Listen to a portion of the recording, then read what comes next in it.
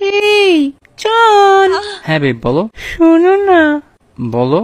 বাসা না একদম খালি, কেউ নেই। তো ভাড়া দিয়ে দাও। মানে জান, বাসায় আজকে আব্বু আম্মু নেই, বাসায় আমি একা, একদম একা। চিন্তা করো না মিম, তুমি একা না, আল্লাহ তোমার সাথে আছে।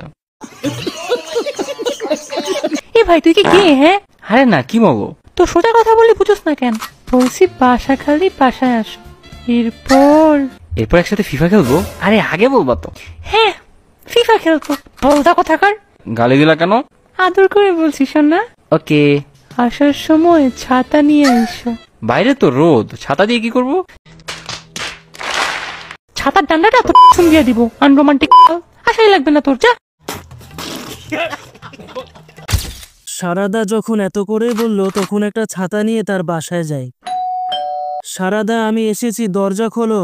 সারাদা তো বাসায় নেই। আন্টি, সারাদা কোথায় গেছে? বান্ধবীর বাসায় গেছে, আজকে ফিরবে না। আমি তাহলে আসি আন্টি। আরে থামো, কোথায় যাচ্ছ?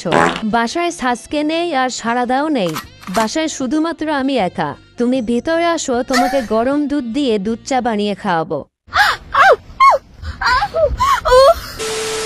আরে জান, এটা তো তেমন কিছু না, এটা নিয়ে রাগ করার কি আছে? তেমন কিছু না, তোকে এখন আমি সামনে পেলে উল্টা করে মারবো। উল্টা করে মারবা? মারো, আমার কোনো সমস্যা নেই। চুপ শালা, যা। তোর কথা শুনতেও আমি ইচ্ছুক না, ভাগ এখান থেকে। ইউ নো হোয়াট, তোমার সাথে আমার breakup, we are done. Please D, তেমনটা করো না, আমাকে ছেড়ে যেও না প্লিজ, আমি তোমাকে ছাড়া বাঁচতে পারবো না। पकड़ मारो जो पकड़ बहुत सारी पकड़ पहन के लौड़े रोक दे ले